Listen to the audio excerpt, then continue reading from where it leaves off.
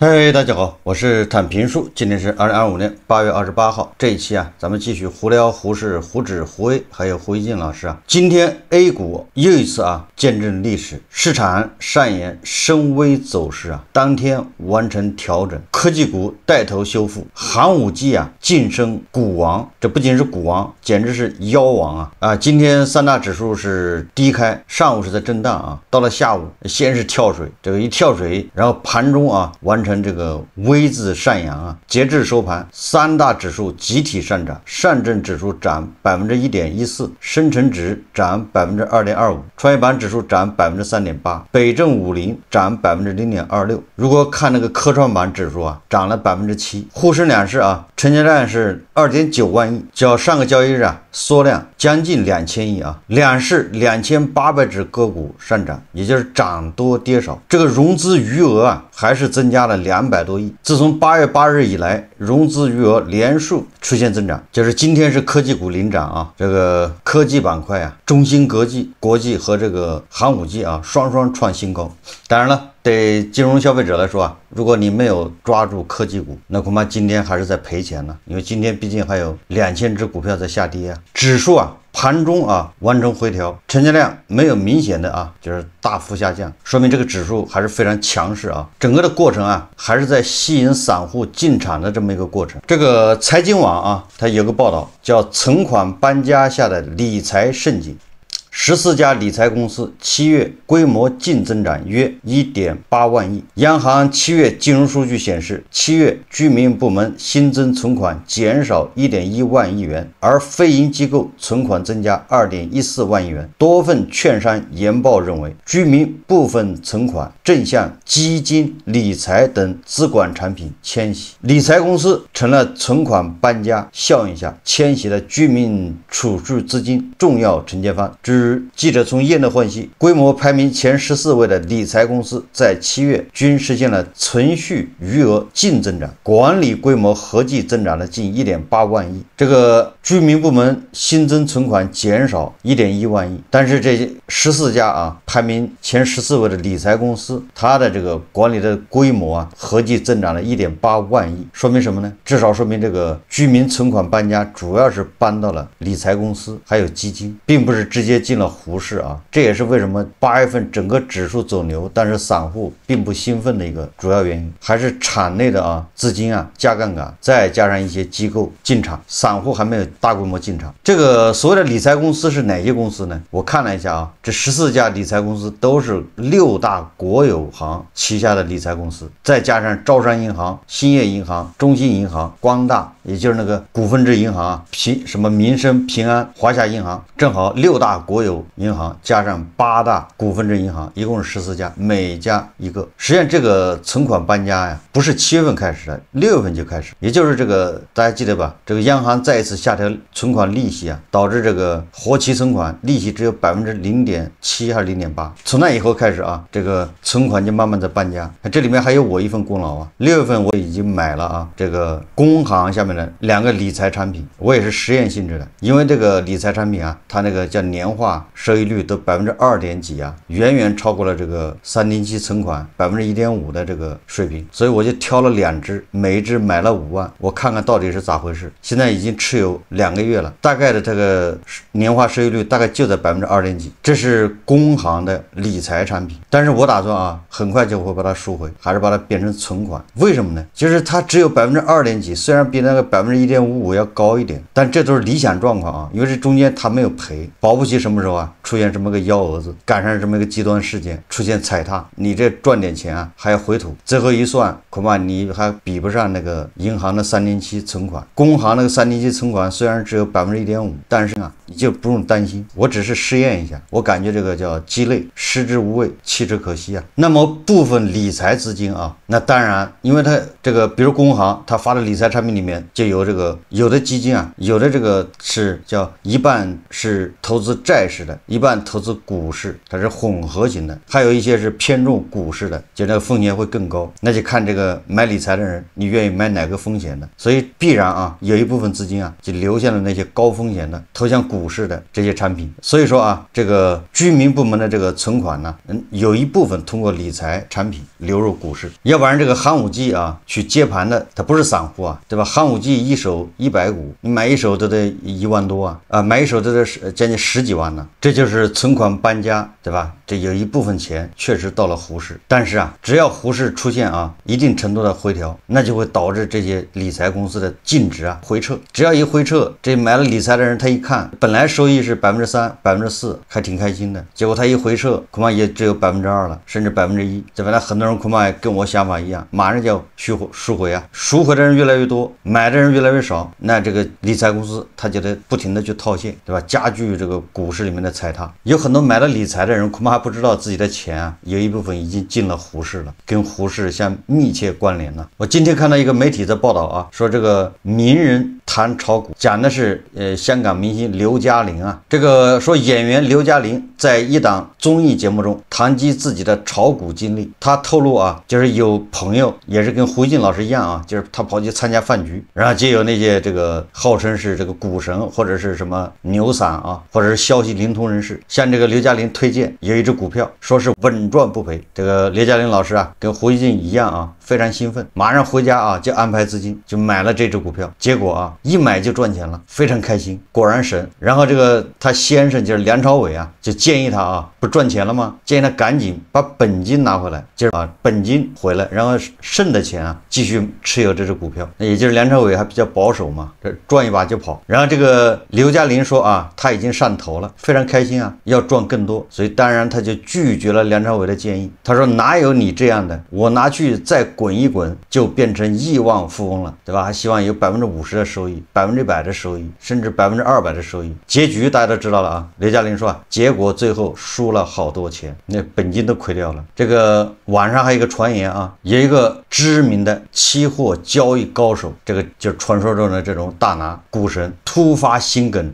去世，年纪还不到40岁。券商中国记者从业内获悉，什么山东红叶闽阳投资董事长、期货交易员苏斌近期因突发心梗不幸离世。据公开消息，苏斌是一位85后，他曾经啊，他的战绩就是从8万元起家做到了3000万元。你看看这是多少啊金融消费者的梦想，就是所有啊怀揣梦想拿着钱冲进胡适的都会做这样一个梦，对吧？拿着10万最后变成几千万上亿，跟刘嘉玲一样啊，最后就是幸福人生，财富自由，有花不完的钱。你看看这个85后苏斌做到了啊，他是8万元起步，一直做到3000万，因超高投资收益率被称为草根交易高手。那才40岁不到啊，怎么就心梗死了呢？这个是券商中国报道的啊，说有传言其去世与期货爆仓有关，但是这都是传言啊。你想他从8万赚到3000万，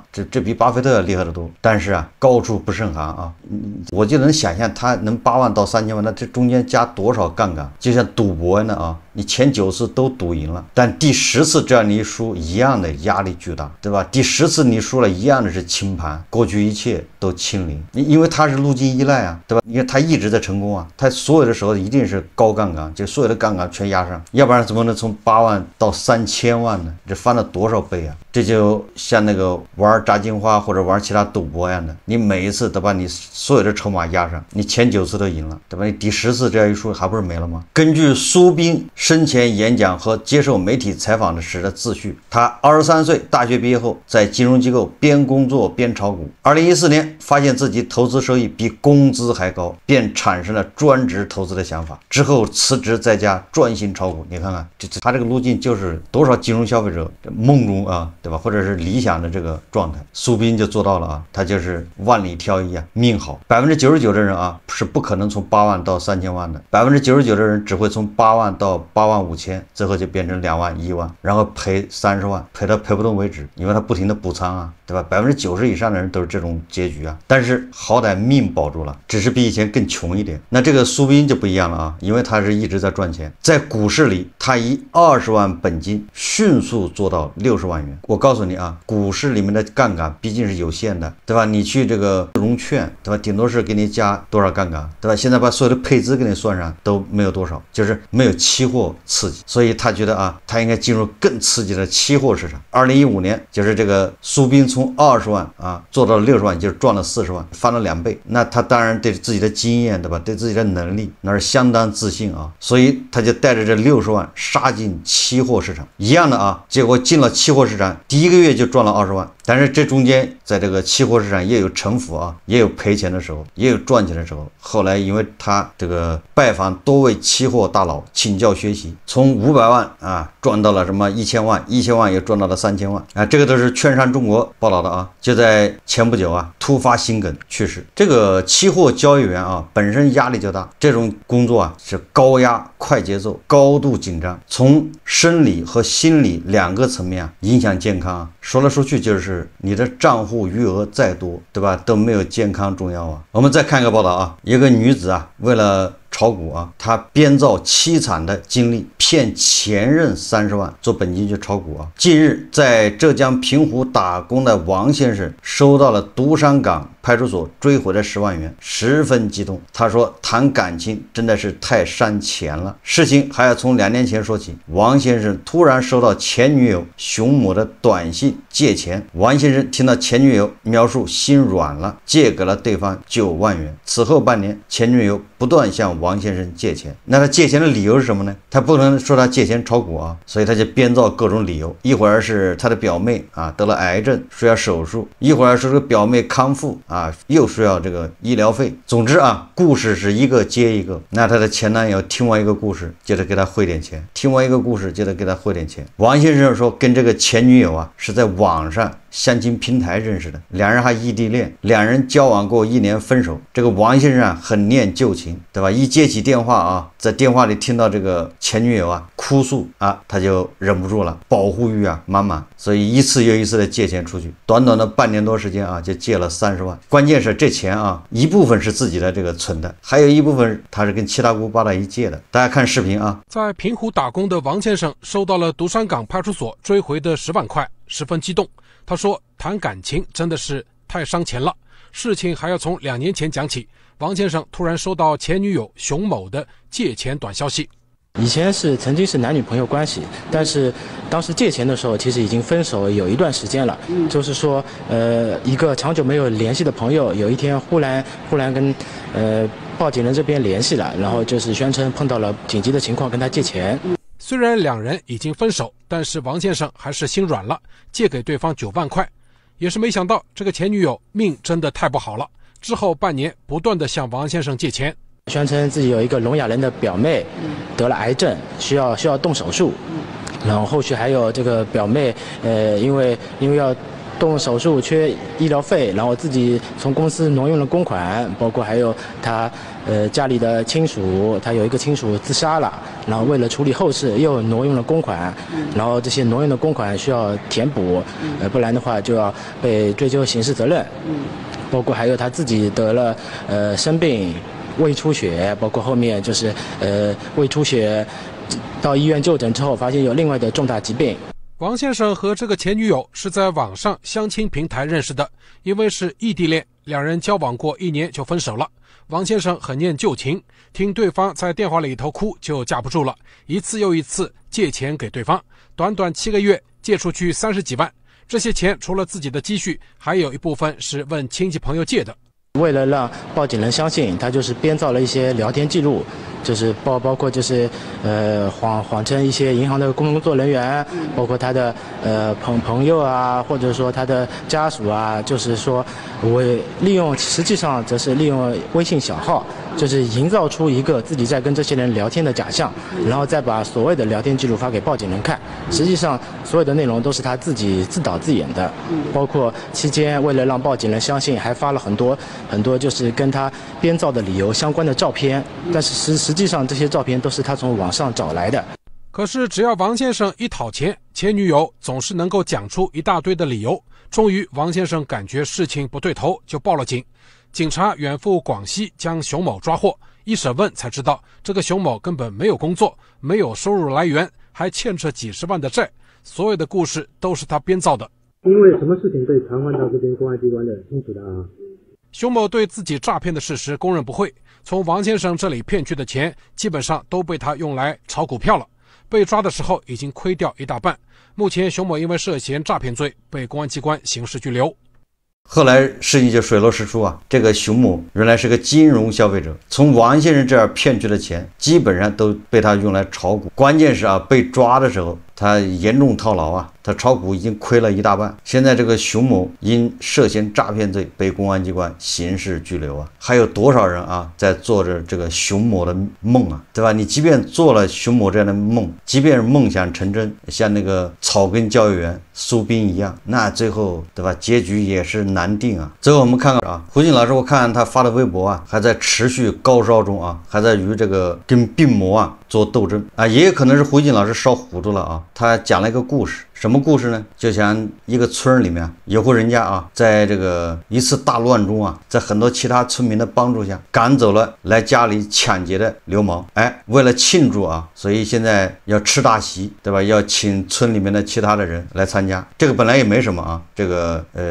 这个作为纪念，你可以搞得这个简洁一点，对吧？你也可以搞得隆重一点。这个怎么说呢？叫丰俭由人呐。但是胡一金老师说啊，这户人家啊非常激动。怎么叫激动呢？说把村里面一个大流氓，一个小流氓，给请到了，说大流氓和小流氓都来参加。所以这本身这也没什么啊，因为这个都在一个村嘛，那本来这是个庆祝活动，对吧？邀请了他们来参加也没什么。但问题是什么呢？问题是胡一金老师说，这一家人非常兴奋的原因就是因为请到了这个大流氓和小流氓啊，都来参加。觉得给足了面子。这胡一金老师，反正从他这个心理状态看啊，有点像这个17、18岁的少年啊，就是高中生，对吧？就是那种少年状态，他比较喜欢看的这个类似于港片啊、港台片那个《古惑仔》。那《古惑仔》里面就是喜欢那种暴力，喜欢流氓，喜欢那个谁越暴力，谁就得到这个更多的崇尚这种啊黑社会老大。觉得自己邀请了黑社会老大，老大来了，他非常开心。哪怕请来一个小流氓，他也很高兴。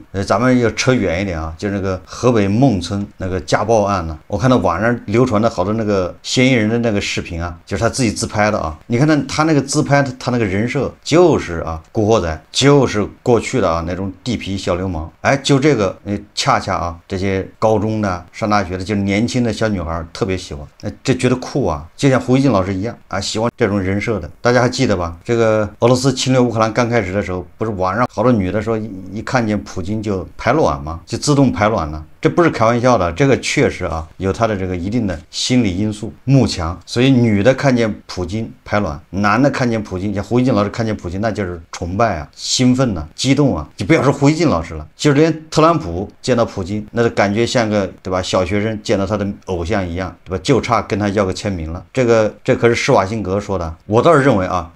都在一个村，对吧？这么大的一个庆祝活动啊，那作为一个同样都是村里的村民，对吧？你去邀请这两个流氓也没什么啊，但是你不能因为你邀请到他来，你感觉到脸上有无上的光荣、蓬荜生辉，这个是叫心理扭曲，对吧？你这么做只会让其他的邻居啊觉得你们家有问题，不太正常。同样啊，好像是今年上半年还是去年，别的村是吧，也是举行这个庆祝活动，人家就没请这个流氓，这流氓很不开心，骂骂咧咧的。好，这期节目咱们就聊到这里，感谢大家收看。如果喜欢我的节目，欢迎订阅、转发，也可以在下方留言评论，谢谢大家。